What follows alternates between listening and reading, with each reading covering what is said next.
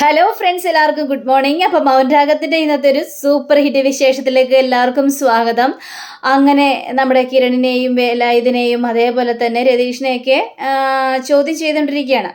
അപ്പോൾ പ്രോസിക്യൂഷൻ ഇങ്ങനെ ഓരോ കാര്യങ്ങളിങ്ങനെ ചോദിക്കുകയാണ്. ഇവിടെ ഒന്നാം പ്രതിയായിട്ട് നിൽക്കുന്നത് നമ്മുടെ വേലുവാണെന്നൊക്കെ പറയാം. വേലുവാണ് ഈ പ്രതിയുടെ തലയ്ക്ക് കമ്പിപ്പാര കൊണ്ട് അടിച്ച് എന്നൊക്കെ ഇങ്ങനെ പറഞ്ഞു കഴിഞ്ഞപ്പോഴേക്കും വേലു അവിടെ വിസമ്മതിക്കുകയാണ്. ഇല്ല, ഒരിക്കലും ഞാൻ അങ്ങനെ ഒരു കാര്യം ചെയ്തിട്ടില്ല എന്നൊക്കെ പറഞ്ഞു കഴിഞ്ഞപ്പോഴേക്കും എല്ലാവരും ഒക്കെ ഇത് ഞെട്ടിപ്പോവാണ്. എന്താണ് വേലു ആദ്യം കുറ്റം സമ്മതിച്ചിട്ട് ഇപ്പം സമ്മതിക്കാതെ ഇങ്ങനെ നിൽക്കുന്നത് എന്നൊക്കെ ചോദിക്കുകയാണ്.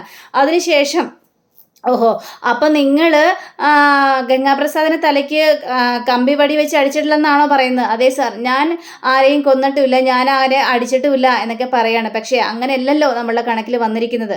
കാരണം ഈ രണ്ടാം പ്രതിയായ കിരണാണ് ഗംഗാപ്രസാദിനെ അടിച്ച് ഇഞ്ചപ്പരിവമാക്കിയത്. അതിനുശേഷമാണ് ഈ വേലു കമ്പി വടി വെച്ച് ഗംഗാപ്രസാദിനെ തലക്കിട്ട് അടിച്ചതെന്നൊക്കെ ഇങ്ങനെ ഈ പ്രോസിക്യൂഷൻ പറയാം. ഇതൊക്കെ കേട്ട് കഴിഞ്ഞപ്പോഴേക്കും നമ്മുടെ കിരൺ പറയാണ്, സാർ അങ്ങനെയല്ല സാർ നടന്നത്, പിന്നെ എന്താണ് യഥാർത്ഥത്തിൽ നടന്നത്, നിങ്ങൾ തന്നെ വിശദീകരിക്കൂ എന്നൊക്കെ പറഞ്ഞു കഴിഞ്ഞപ്പോഴേക്കും അന്ന് ഈ ഗംഗാപ്രസാദിനെ പേടിച്ചിട്ടായിരുന്നു ആ കല്യാണമൊക്കെ നടന്നത്. ആ സമയത്താണ് ഗംഗാപ്രസാദ് മതിൽ ചാടി ഉള്ളിലേക്ക് വരുന്നത്. ആ ഒരു രംഗം ഞാൻ കണ്ടായിരുന്നു. അങ്ങനെ ഈ കല്യാണ പെണ്ണിനെയും ചെറുക്കിനെയും വെടിവെക്കാൻ പോകുന്ന സമയത്താണ് കിരൺ അയാളെ ഇടിച്ച് താഴ്ത്തിട്ടതും അതിനുശേഷം അവർ രണ്ടുപേരും തമ്മിൽ ഭയങ്കരമായിട്ടും ഇടിയുണ്ടായെന്നും അങ്ങനെ ഇടിച്ചിടിച്ച് കുറേ ഇടിയുടെ പരുവായി കഴിഞ്ഞപ്പോഴേക്കും ഈ ഗംഗാപ്രസാദ് കിരണിൻ്റെ കണ്ണിലേക്ക് മണ്ണുവാരി ഇട്ടെന്നും ആ സമയത്ത് സാർ എനിക്ക് അനങ്ങാൻ പോലും പറ്റാത്തൊരവസ്ഥയായിരുന്നു എന്നൊക്കെ കിരണിങ്ങനെ പറയാണ്. അങ്ങനെ ആ ഗംഗാപ്രസാദ് അവിടെ നിന്ന് ഓടി രക്ഷപ്പെട്ടു. പിന്നെ അവൻ എവിടെ പോയെന്ന് ഞാൻ കണ്ടിട്ടില്ല സാർ എന്ന് കിരൺ പറയുക.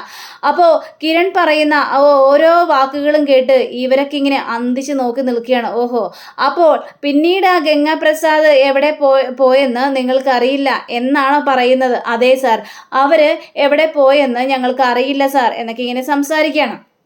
സാർ, ഇവർ പറയുന്നത് മുഴുവനും പച്ചക്കള്ളമാണ്. കാരണം പഠിച്ച് വന്നിരിക്കുകയാണ് ഇവർ കള്ളം പറഞ്ഞുകൊണ്ട് തന്നെയാണ് മുന്നോട്ട് പോയിക്കൊണ്ടിരിക്കുന്നത്. കാരണം ഈ രണ്ടാം പ്രതിയായ നമ്മുടെ കിരണിൻ്റെ ഇടി കൊണ്ട് അവശനായ ഒരു നിലയിലായിരുന്നു ഈ ഗംഗാപ്രസാദ്. ആ സമയത്ത് എങ്ങനെയാണ് ഓടി രക്ഷപ്പെടുന്നത് സാർ? അങ്ങനെ ഗംഗാപ്രസാദ് അവശനായി കിടക്കുന്ന ആ സമയത്താണ് വേലു മറഞ്ഞിരുന്ന് ഇരുമ്പ് വടി കൊണ്ട് ഈ ഗംഗാപ്രസാദിൻ്റെ തലക്കിട്ട് അടിച്ച് കൊന്നത് എന്നൊക്കെ പ്രോസിക്യൂഷൻ ഇങ്ങനെ പറയാം. അങ്ങനെ പറഞ്ഞുകൊണ്ടിരിക്കുന്ന സമയത്ത് സാർ അങ്ങനെയൊന്നും അല്ല നടന്നത്. അപ്പോഴേക്ക് നമ്മുടെ നവീൻ വക്കീൽ അവിടെ നിന്ന് ചാടി എണീക്കുക. സാർ അങ്ങനെ നവീൻ വക്കീലിൻ്റെ ആ ഒരു പരിധിയിൽ വന്നിരിക്കുകയാണ് കേസ് വാദിക്കാനുള്ളത്. അപ്പോൾ നമ്മുടെ ജഡ്ജി പറയുകയാണ്, ശരി ഇനി അടുത്ത ആൾ വാദിച്ചോളൂ എന്നൊക്കെ പറഞ്ഞപ്പോഴേക്കും സാർ എനിക്ക് ഒരാളെ ചോദ്യം ചെയ്യാനുണ്ട് സാർ എന്ന് പറഞ്ഞപ്പോഴേക്കും കാർത്തികയെ വിളിക്കുകയാണ്. അപ്പോൾ കാർത്തികയെ വിളിച്ച് ആ ഒരു കോടതി കൂട്ടിലിങ്ങനെ കയറി നിൽക്കുക കാർത്തിക. അപ്പോൾ കാർത്തിക എന്നാണല്ലേ പേര്, ഗംഗാപ്രസാദിൻ്റെ പെങ്ങളാണല്ലേ എന്ന് ചോദിച്ചപ്പോഴേക്കും അതെ. സ്വന്തം പെങ്ങളാണോ? ഇല്ല, സ്വന്തം പെങ്ങളല്ല. എൻ്റെ അമ്മയെ രണ്ടാമത് കെട്ടിയതാണ് ഗംഗാപ്രസാദിൻ്റെ അച്ഛൻ എന്നൊക്കെ പറയുകയാണ്. ഓ, അപ്പം അങ്ങനെയാണ് ഇവിടെ കാര്യങ്ങളുടെ പോക്ക്, അങ്ങനെയാണ് സംഭവിച്ചിരിക്കുന്നത് അല്ലേ? അതെ. അതിനുശേഷം എങ്ങനെയാണ് ഈ ഗംഗാപ്രസാദ് സ്വഭാവത്തിൽ വലിയ മാറ്റങ്ങൾ ഉണ്ടായിട്ടുണ്ടെന്ന് ചോദിച്ചപ്പോഴേക്കും തീർച്ചയായിട്ടും സാർ, കാരണം എൻ്റെ അമ്മ സ്വന്തം മകനെ പോലെയൊക്കെ തന്നെയാണ് കരുതിയിരിക്കുന്നത്. പക്ഷേ ഗംഗാപ്രസാദിന് അതൊട്ടും അംഗീകരിക്കാൻ പറ്റാത്തൊരു കാര്യമായിരുന്നു. വലുതായി വരുംതോറും അവൻ്റെ സ്വഭാവത്തിൽ പല മാറ്റങ്ങളും കണ്ടു. എനിക്കോ അച്ഛനോ അമ്മയ്ക്കൊക്കെ ഒന്നും അത് സഹിക്കാൻ പറ്റുന്നതിലും അപ്പുറം തന്നെയായിരുന്നു. അങ്ങനെ കോളേജിൽ പോകുമ്പോഴും സ്കൂളിൽ പോകുമ്പോഴും ഒക്കെ അവൻ ഒരേ ക്രിമിനലിലൂടെ കൂട്ടുകൂടി ഒരു ക്രിമിനൽ പശ്ചാത്തലമുള്ള ഒരു രീതിയിലാണ് അവൻ മുന്നേറിക്കൊണ്ടിരുന്നത്. എന്നെയും എൻ്റെ അമ്മയെയും അച്ഛനെയൊക്കെ ഒരുപാട് ഉപദ്രവിക്കുമായിരുന്നു. പിന്നെ അച്ഛന് ഒരുപാട് സ്വത്തുക്കളെല്ലാം ഉള്ളത് കൊണ്ട് ആ സ്വത്തുക്കളിൽ നിന്നെല്ലാം ഗംഗാപ്രസാദിനെ മാറ്റി നിർത്തുകയായിരുന്നു എൻ്റെ അച്ഛൻ ചെയ്ത്. ബിസിനസ്സുകളിൽ നിന്നെല്ലാം അച്ഛനെ മാറ്റി നിർത്തിയിരുന്നു. അതൊന്നും ഗംഗാപ്രസാദിന് തീരെ ഇഷ്ടപ്പെടാത്തൊരു കാര്യം തന്നെയായിരുന്നു സാർ. അതിനെ തുടർന്ന് അവന് ഞങ്ങളോട് ഭയങ്കരേറെ വൈരാഗ്യവും ഉണ്ടായിരുന്നു. അങ്ങനെ സ്വത്തുക്കളെല്ലാം അവന് വേണമെന്നും പറഞ്ഞുകൊണ്ട് അച്ഛനെ കൊല്ലാൻ വരെ ശ്രമിച്ചിട്ടുണ്ട് എന്നൊക്കെ കാർത്തിക ഇങ്ങനെ കാര്യങ്ങളെല്ലാം പറയുകയാണ്. പിന്നീട് അച്ഛൻ്റെ മരണശേഷം ഞങ്ങളവിടെ നിന്ന് പോരുകയായിരുന്നു ചെയ്തത്. അപ്പോഴും ഞങ്ങളെ പിന്തുടർന്ന് ഓരോ ഭീഷണിപ്പെടുത്തുകയും എൻ്റെ അമ്മയെ ഉപദ്രവിക്കുകയും ഒക്കെ ചെയ്തിരുന്നു ഈ ഗംഗാപ്രസാദ്. ശരിക്കും പറഞ്ഞാൽ ഗംഗാപ്രസാദിനെ പേടിച്ചാണ് ഞങ്ങളുടെ ജീവിതം ഇത്രയും നാൾ മുന്നോട്ട് പോയിക്കൊണ്ടിരിക്കുന്നത്. പിന്നെ ഇവിടെ വന്നതിന് ശേഷം ഗംഗാപ്രസാദ് എൻ്റെ അമ്മയെ കൊല്ലാൻ വന്നായിരുന്നു. പക്ഷെ ആ സമയത്തൊക്കെ എൻ്റെ അമ്മയെ രക്ഷിച്ചത് ഞാൻ തന്നെയാണ്. ഗംഗാപ്രസാദിനെ ഞാൻ വെടിവെച്ചതുമാണ്. പക്ഷേ ദൈവഭാഗ്യം കൊണ്ട് അവനിട്ടല്ല വെടി കൊണ്ടത് എന്നൊക്കെ ഇങ്ങനെ കാർത്തിക പറയാ. അങ്ങനെ പറഞ്ഞു കഴിഞ്ഞപ്പോഴേക്കും നമ്മുടെ നവീനാണെങ്കിൽ അപ്പോൾ ഇങ്ങനെയൊക്കെയാണ് സംഭവിച്ചത്. പക്ഷേ ഇവിടെ കിരണിൻ്റെ ഭാര്യയുടെ അമ്മയെ കൊന്നത് ഈ ഗംഗാപ്രസാദ് തന്നെയല്ലേ എന്ന് ചോദിച്ചപ്പോഴേക്കും അതെ, അത് ഗംഗാപ്രസാദ് തന്നെയാണ്. കാരണം എൻ്റെ അമ്മയെ കൊല്ലാനാണ് ഗംഗാപ്രസാദ് അവിടെ വന്ന് കൂടിയത്. പക്ഷേ എൻ്റെ അമ്മയെ കൊല്ലാൻ പോകുന്നതിന് മുമ്പ് തന്നെ ഇത് കിരണിൻ്റെ ഭാര്യയുടെ അമ്മ കണ്ടായിരുന്നു. അതുകൊണ്ട് തന്നെ അവരെയാണെങ്കിലും മുന്നോട്ട് എടുത്ത് ചാടുകയും ചെയ്തു. പക്ഷേ കുത്തേറ്റത് കിരണിൻ്റെ അമ്മായിയമ്മയ്ക്ക് തന്നെയാണെന്നൊക്കെ പറയുകയാണ്. അപ്പോൾ കാർത്തികയുടെ ആ ഒരു തെളിവുകളെല്ലാം അവിടെ ശേഖരിച്ചു കൂട്ടിയിരിക്കണം. അപ്പോൾ നമ്മുടെ നവീനാണെങ്കിൽ ഇതൊക്കെയാണ് എൻ്റെ കക്ഷിയായ കാർത്തികയ്ക്ക് പറയാനുള്ളത് എന്നൊക്കെ ഇങ്ങനെ പറയുകയാണ്. ഇപ്പം തന്നെ ഏകദേശം കാര്യങ്ങളെല്ലാം സാറിന് മനസ്സിലായി കാണുമല്ലോ എന്ന രീതിയിൽ സംസാരിക്കുകയാണ്. അങ്ങനെ കാർത്തിക അവിടെ നിന്ന് ആ ഒരു വാദങ്ങളെല്ലാം കഴിഞ്ഞിട്ട് അവിടെ നിന്ന് ഇറങ്ങി നേരെ നമ്മുടെ CS-ൻ്റെ അടുത്തേക്ക് പോയി ഇങ്ങനെ ഇരിക്കാം. അപ്പോൾ ഇവർക്കെല്ലാവർക്കും ആകെ ടെൻഷൻ കൂടി വരികയാണ്. സാർ ഇപ്പോൾ യഥാർത്ഥത്തിൽ എന്താ സംഭവിച്ചതെന്ന് മനസ്സിലായില്ല സാർ. എൻ്റെ കക്ഷിയായ കിരണിൻ്റെ അമ്മായിയമ്മയെ വരെ കൊന്നതാണ് ഈ ഗംഗാപ്രസാദ്. ഇത് കേട്ട് കഴിഞ്ഞപ്പോഴേക്കും പ്രോസിക്യൂഷൻ അവിടെ നിന്ന് ചാടി എണീറ്റിട്ട് പറയുകയാണ്, ഈ കിരണിൻ്റെ അമ്മായിയമ്മയെ കൊന്നതിന് ശേഷമാണ് കിരണിന് വാശിയും വൈരാഗ്യം ഒക്കെ കൂടിയത്. അവനെ തീർക്കണമെന്നുള്ള ഒരു ഒറ്റ ചിന്തയോടുകൂടി തന്നെ നടക്കുകയായിരുന്നു ഈ കിരൺ. അപ്പോൾ കിരൺ ഇങ്ങനെ സംസാരിക്കുകയാണ്, ബഹുമാനപ്പെട്ട കോടതി, ഞാനങ്ങനെ വരയും കൊണ്ട് നടന്നു എന്ന് പറഞ്ഞൊക്കെ സത്യം തന്നെയാണ്. പക്ഷേ അതെല്ലാവരുടെ മനസ്സിലുണ്ടാവുന്ന ഒരു കാര്യം തന്നെയാണല്ലോ. കുടുംബത്തിൽ എൻ്റെ ആരെങ്കിലും കൊന്നു കഴിഞ്ഞിട്ടുണ്ടെങ്കിൽ അവനെ കാണുമ്പോഴൊന്നും തല്ലാനും തകർക്കാനും ഒക്കെ തോന്നുമല്ലോ. അതേപോലെ തന്നെ ഞാനും പ്രതികരിച്ചുള്ളൂ. പക്ഷേ ഞാൻ ആരെയും കൊന്നിട്ടില്ല എന്ന് കിരൺ അവിടെ ഉറപ്പിച്ച് തന്നെ പറയുകയാണ്. ഇതെല്ലാം നമ്മുടെ ജഡ്ജിയാണെങ്കിൽ ഓരോ വാക്കുകളായിട്ട് ഇങ്ങനെ എഴുതി ഇങ്ങനെ വെക്കുന്നുമുണ്ട്. ഇതിൽ ഏതാണ് പറയുന്ന സത്യം എന്നൊക്കെ അറിയാൻ വേണ്ടിയാണ്. അപ്പോൾ നമ്മുടെ നവീൻ വക്കീൽ പറയാണ്, ബഹുമാനപ്പെട്ട കോടതി, എനിക്ക് ഇനി ഒരാളെയും കൂടി വിസ്തരിക്കാനുണ്ടെന്നൊക്കെ പറഞ്ഞു കഴിഞ്ഞപ്പോഴേക്കും കോടതി തന്നെ അനുവാദം കൊടുക്കുകയാണ്. വേറെ ആരുമല്ല, നമ്മുടെ CA സാറേ ആയിരുന്നു വിശദീകരിക്കാനുള്ളത്.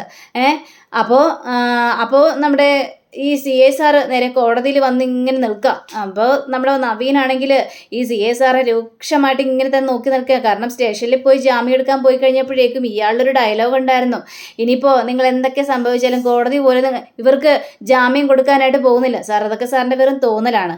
കോടതിയിൽ എത്തിക്കഴിഞ്ഞിട്ടുണ്ടെങ്കിൽ ഇതൊക്കെ തിരുമുറിവൊക്കെ ഒരുപാടുണ്ടാകും. അതുകൊണ്ട് കോടതിയിൽ വെച്ച് എൻ്റെ കക്ഷികൾക്ക് ഞാൻ ജാമ്യം എടുക്കും എന്ന് നവീൻ പറഞ്ഞ കാര്യങ്ങളും, പിന്നെ നമുക്കത് കാണാം, അങ്ങനെ ധൈര്യം ഉണ്ടെങ്കിൽ അതൊന്ന് എടുത്തു നോക്ക് എന്നൊക്കെ പറഞ്ഞ കാര്യങ്ങളും ഒക്കെ നവീൻ ഒരു നിമിഷം അവിടെ ആലോചിക്കുക. പക്ഷേ CA സാർക്ക് നവീൻ്റെ മുഖത്ത് പോലും നോക്കാൻ പറ്റുന്നൊരവസ്ഥയായിരുന്നു. സാറ് വലിയ കടുംപിടുത്തമുള്ള ഒരാളാണെന്ന് എനിക്കറിയാം. ഒരു കേസ് കൈ കിട്ടിക്കഴിഞ്ഞിട്ടുണ്ടെങ്കിൽ അത് തെളിയിക്കാതെ സാറ് പിന്നോട്ട് പോകില്ലെന്ന് നന്നായിട്ട് ഞങ്ങൾക്ക് എല്ലാവർക്കും അറിയാവുന്ന കാര്യം തന്നെയാണ്. പക്ഷേ എന്തുകൊണ്ട് സാർ വേലു എന്ന് പറഞ്ഞൊരു വ്യക്തി കുറ്റം ചെയ്തില്ല എന്നിട്ട് പോലും നിങ്ങൾ വേലു കുറ്റക്കാരനാണെന്ന് പറയാനുള്ള കാരണം എന്താണ്? ഞാൻ ആരെയും കുറ്റക്കാരനായിട്ട് പറഞ്ഞിട്ടില്ല. അയാൾ തന്നെയാണ് സമ്മതിച്ചത്. അയാളാണ് ഗംഗാപ്രസാദിനെ തലയ്ക്ക് ഇരുമ്പ് വടിവെച്ച് അടിച്ചതെന്ന് ഉള്ള കാര്യം പറഞ്ഞിരിക്കുന്നത്. പക്ഷേ സാർ, എനിക്ക് വ്യക്തമായിട്ടൊരു കാര്യം സാറോട് പറയാനുണ്ട്. സാർ ഇത് വേലുവിനെ തല്ലിച്ചതച്ച് പറയിപ്പിച്ചതാണെങ്കിലോ എന്നൊക്കെ പറയാണ്. അപ്പോൾ ഇയാളാണെങ്കിൽ അങ്ങ് ഞെട്ടി നിൽക്കുകയാണ്. വേലു, സത്യം പറ, താൻ എന്തുകൊണ്ടാണ് ഈ കുറ്റം സമ്മതിക്കാനുള്ള കാരണം? ഈ SI സാറ് തന്നെ തല്ലിയായിരുന്നോ എന്ന് ചോദിക്കുകയാണ്. അപ്പോൾ വേലു ആണെങ്കിൽ SI ഒന്ന് നോക്കാം, അതിനുശേഷം പറയാണ്, അതെ, എന്നെ തല്ലിയായിരുന്നു എന്ന് പറയാണ്. ബഹുമാനപ്പെട്ട കോടതി, ഇപ്പോൾ വേലു പറയുന്ന കാര്യങ്ങൾ കേട്ടില്ലേ? ഒരു പ്രതിയെ കൊണ്ട് തല്ലി കുറ്റം സമ്മതിക്കുകയാണ് ഇദ്ദേഹം ചെയ്തിരിക്കുന്നത്. പക്ഷേ അത് ശരിക്കും പറഞ്ഞാൽ കുറ്റകരമായ കാര്യമല്ലേ സാർ എന്നൊക്കെ ഇങ്ങനെ നവീൻ വക്കീൽ പറയാണ്. ഇത് കേട്ട് കഴിഞ്ഞപ്പോഴേക്ക് നമ്മുടെ CA സാറാണെങ്കിൽ വിറച്ച് വല്ലാത്തൊരവസ്ഥയിൽ ഇങ്ങ് നിൽക്കുകയാണ്. അതുപോലെ തന്നെ സാർ, പുറമേ നോക്കാൻ നേരത്ത് വേലുവിൻ്റെ ദേഹത്ത് ഒരു തരിപ്പാട് പോലും ഇല്ല. പക്ഷേ ഉള്ളിൽ നല്ല ചതവുണ്ട് സാർ. ഇത് ഞങ്ങൾ കണ്ടുപിടിച്ച കാര്യങ്ങൾ തന്നെയാണ് സാർ. ചില പോലീസുകാർക്ക് ഒരു കാര്യങ്ങളൊക്കെ ഉണ്ട്. കുറ്റം സമ്മതിക്കാൻ വേണ്ടി പ്രതികളെ നല്ല രീതിയിൽ കൊടുക്കും. പക്ഷേ അവർ നോക്കുമ്പോൾ കോടതിയുടെ മുന്നിൽ വന്ന് നോക്കാൻ നേരത്ത് ഇവരുടെ ദേഹത്ത് ഒരു പരിക്കുകൾ പോലും ഇല്ല. പക്ഷെ ചില പോലീസുകാർ പുറത്ത് പരിക്ക് ഏൽപ്പിക്കാതെ തന്നെ ഉള്ളിൽ നല്ല പരിക്കേൽപ്പിച്ചു കൊണ്ട് തന്നെയാണ് ഓരോ കൃത്യങ്ങളും ചെയ്തു കൂട്ടുന്നത്. അങ്ങനെയാണ് വേലുവിനെ കൊണ്ടും കുറ്റം സമ്മതിപ്പിച്ചിരിക്കുന്നത് എന്നൊക്കെ ഇങ്ങനെ CA സാറോട് പറയുകയാണ്. ഇതൊക്കെ കേട്ട് കഴിഞ്ഞപ്പോൾ CA സാറോട് ഇങ്ങനെ നമ്മുടെ നവീൻ ഇങ്ങനെ ചോദിക്കുകയാണ്, അല്ല നിങ്ങൾ ഈ ഗംഗാപ്രസാദിൻ്റെ പിടിക്കാൻ വേണ്ടി നിൽക്കുകയാണ് സാർ. എത്രയോ കാലങ്ങളായി ഗംഗാപ്രസാദ് ഒരു പിടികിട്ടാപ്പുള്ളിയായിരുന്നു. പിന്നെ എന്തുകൊണ്ട് നിങ്ങൾ ഗംഗാപ്രസാദിൻ്റെ പിന്നാലെ ചെന്നില്ല? ഇത് കേട്ട് കഴിഞ്ഞപ്പോഴേക്കും അതിന് ഗംഗാപ്രസാദ് ഞങ്ങളുടെ സ്റ്റേഷൻ പരിധിയിലല്ലായിരുന്നു. ഇതെന്തൊരു വർത്തമാനമാണ് സാർ ഈ പറയുന്നത്. ഇത്രയും ഫുള്ളായിട്ടുള്ള കാര്യങ്ങൾ സംസാരിക്കാൻ നിൽക്കരുത്. കാരണം നിങ്ങളല്ലേ പറഞ്ഞത് CCTV ക്യാമറയിൽ ഗംഗാപ്രസാദ് മതിൽ ചാടി അകത്തേക്ക് കടന്നുവെന്ന് നിങ്ങൾ തന്നെയല്ലേ പറഞ്ഞത്. പിന്നെ എങ്ങനെയാണ് നിങ്ങളുടെ സ്റ്റേഷൻ പരിധിയിൽ ഇല്ലാതിരിക്കുന്നത് ഈ ഗംഗാപ്രസാദ്? എന്തുകൊണ്ട് നിങ്ങൾ അങ്ങനെ പറഞ്ഞു എന്നൊക്കെ പറഞ്ഞപ്പോഴേക്കും CA സാറിൻ്റെ വായ അങ്ങോട്ട് അടങ്ങി പോവുകയാണ്. നവീൻ്റെ മുന്നിൽ ഒന്നും പിടിച്ചു നിൽക്കാൻ പറ്റാത്തൊരവസ്ഥയിലായിരുന്നു ഈ CA സാർക്ക്. അപ്പോൾ കാര്യങ്ങളൊക്കെ വ്യക്തമാണ്. സാറിന് ഇപ്പം പിടിക്കാനായിട്ട് കഴിയില്ലായിരുന്നു. ഗംഗാപ്രസാദിനെ കാണാനില്ല എന്നും പറഞ്ഞുകൊണ്ട് ഒരുത്തി വന്ന് പരാതി തന്നു കഴിഞ്ഞപ്പോഴേക്കുമാണ് അതിന് പിന്നാലെ ചെന്നത്.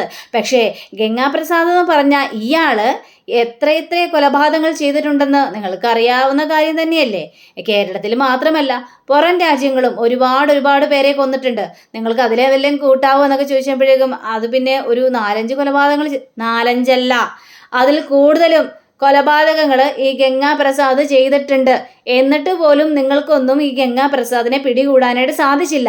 പിന്നെ എന്തുകൊണ്ടാണ് സാർ ഇതിൽ മാത്രം ഇത്ര താല്പര്യം കാണിക്കുന്നത്? അപ്പോൾ സാറിന് എന്തെങ്കിലും വ്യക്തിവൈരാഗ്യങ്ങളുണ്ടോ? അതായത് എൻ്റെ കക്ഷികളായ വേലുവിനെയും അതേപോലെ തന്നെ കിരണിനെയും രതീഷിനെയൊക്കെയും നിങ്ങൾ അറസ്റ്റ് ചെയ്യും, ജയിലിലാക്കുമെന്നൊക്കെയുള്ള ഇതിന് എന്തെങ്കിലും വൈരാഗ്യങ്ങളുണ്ടോ എന്നൊക്കെ ചോദിച്ചപ്പോഴേക്കും എനിക്കങ്ങനെ ആരോടും വ്യക്തിവൈരാഗ്യങ്ങളില്ല സാർ. വേലു കുറ്റം സമ്മതിച്ചു തന്നെയാണ്. വേലു കുറ്റം സമ്മതിച്ചെന്ന് പറയരുത്, സമ്മതിപ്പിച്ചു എന്ന് പറയണം. അങ്ങനെ ഗംഗാപ്രസാദിനെ കൊന്നിട്ടുണ്ടെങ്കിൽ എവിടെ ആ ബോഡി എവിടെയെന്നാ ചോദിച്ചത്. എന്താ കൊന്നതിന് ശേഷം ഗംഗാപ്രസാദ് എണീറ്റ് ഓടിയോ എന്നൊക്കെ ഇങ്ങനെ നവീൻ്റെ മറുപടി. അപ്പോഴേക്കും SI സാറാണെങ്കിൽ ഭയങ്കരമായിട്ടും കിടന്ന് വിറയ്ക്കുക. അപ്പോൾ SI പറയാണ് അത് പിന്നെ ഞങ്ങൾക്ക് അറിയില്ല. വേലുവിനോട് ചോദിച്ചു കഴിഞ്ഞപ്പോഴേക്കും വേലു ഗംഗാപ്രസാദിനെ തലക്കെട്ടടിച്ച് കൊന്നു എന്നൊക്കെയാണ് പറയുന്നത്. പിന്നെ ഗംഗാപ്രസാദ് എവിടെ പോയി, അവനെ എന്ത് ചെയ്തു എന്നൊന്നും ഞങ്ങൾ ചോദിച്ചില്ല സാർ. കാരണം ഇനിയും പോലീസ് മുറ പ്രയോഗിക്കണ്ട എന്നൊക്കെ വിചാരിച്ചുകൊണ്ടാണ് ഞങ്ങൾ അങ്ങനെ ചോദിക്കാതിരുന്നത് എന്ന് പറയുകയാണ്. അപ്പോൾ നവീനാണല്ലോ, എൻ്റെ ദൈവമേ, സത്യസന്ധമായിട്ട് നടക്കുന്ന പോലീസുകാരൻ ഈ ഒരു കാര്യത്തിൽ ഗംഗാപ്രസാദ് മരിച്ചിട്ട് അവൻ്റെ ബോഡി എവിടെയാണെന്ന് പോലും നിങ്ങൾ അന്വേഷിച്ചില്ല പോലും. ഇതൊക്കെ ഇവിടെ മാത്രമേ പറയാനായിട്ട് പറ്റുള്ളൂ സാർ. പിന്നെ വേറെ കാര്യങ്ങൾ വ്യക്തമാണ് സാർ എന്നൊക്കെ ഇങ്ങനെ പറഞ്ഞു കഴിഞ്ഞപ്പോഴേക്കും എന്ത് കാര്യങ്ങൾ വ്യക്തമാണെന്നൊക്കെ ഇങ്ങനെ ജഡ്ജികൾ ചോദിക്കുകയാണ്. അതായത് സാർ, ഈ ഗംഗാപ്രസാദിനെ കൊന്നത് ഒരു ഇരുമ്പ് വടി വെച്ചാണെന്നല്ലേ CA സാർ പറഞ്ഞത്? അതെ, അത് വേലു തന്നെയാണ് ചെയ്തതെന്നാണ് ഞങ്ങളോട് വേലു സമ്മതിച്ചത്. അത് കോടതിയുടെ മുന്നാലെ പറയാമെന്നും പറഞ്ഞു. പക്ഷേ അങ്ങനെയല്ലല്ലോ ഇവിടെ സംഭവിച്ചിരിക്കുന്നത്. ഇവിടെ കാര്യങ്ങൾ വ്യക്തമാണ്. കിരണിൻ്റെ അടി കൊണ്ട് അവശനായ ഗംഗാപ്രസാദ് ഓടിപ്പോയെന്നും അങ്ങനെ ഗംഗാപ്രസാദിൻ്റെ തലയ്ക്ക് ഇരുമ്പ് വടി വെച്ച് അടി കിട്ടിയതാണോ എന്നൊക്കെ പറഞ്ഞല്ലോ. അതെ, അത് സത്യമായ കാര്യം തന്നെയാണ്. കാരണം ആ ഒരു ഇരുമ്പ് വടി ആ കല്യാണ പന്തലിൽ തന്നെ ഉണ്ട്. അവിടെ കിടന്ന വെച്ച വടിയെടുത്ത് തന്നെയാണ് അടിച്ചിരിക്കുന്നത്. ശരിയാണ്, ആ വടി കല്യാണ പന്തലിലുണ്ട്, അത് ഉറപ്പാണ്. പക്ഷേ അവിടെ വേറൊരു കാര്യമുണ്ട്. അവിടെ ഗംഗാപ്രസാദിന് തലക്കിട്ട് അടിച്ചത് വേലുവല്ല. അതിന് നല്ല തെളിവുകളായിട്ട് തന്നെയാണ് ഞാൻ ഇങ്ങോട്ട് വന്നിരിക്കുന്നത്. ആ വടി ഫോറൻസിക്കുകാർ പരിശോധിച്ചായിരുന്നു. അതിൽ പതിഞ്ഞിരിക്കുന്ന വിരലടയാളങ്ങൾ വേലുവിൻ്റേതല്ല എന്ന് നവീൻ വക്കീൽ ഉറപ്പിച്ച് പറയുക. ഇത് കേട്ട നമ്മുടെ SI സാറ് കണ്ണും മിടിച്ച് ഇങ്ങനെ നോക്കി നിൽക്കുകയാണ്. അപ്പോൾ വേലുവും പേടിച്ച് നിൽക്കുകയാണ്, അതേപോലെ തന്നെ കിരണും രതീഷും ഒക്കെ പേടിച്ച് നിൽക്കുകയാണ്. പിന്നെ അതാരുടെ വിരലടയാളമാണ്? ഇതൊക്കെ അറിയാനായിട്ടാണ് നാളത്തെ എപ്പിസോഡിന് വേണ്ടി എല്ലാവരും കാത്തിരിക്കണേ. അപ്പോൾ വലിയൊരു വമ്പൻ ട്വിസ്റ്റ് തന്നെയാണ് വന്നിരിക്കുന്നത്. നമ്മുടെ എല്ലാവരുടെയും ഒരു സംശയമുണ്ട്, പ്രകാശനാണോ ഗംഗാപ്രസാദിനെ കൊന്നത്? ഇനി അതായിരിക്കും വരാനായിട്ട് പോകുന്നത്. അപ്പോൾ എല്ലാവരും കാത്തിരിക്കണം. അപ്പോൾ എല്ലാവർക്കും നല്ലൊരു ശുഭദിനം ആശംസിച്ചുകൊണ്ട് തന്നെ നമസ്കാരം. Thank you. See again. By.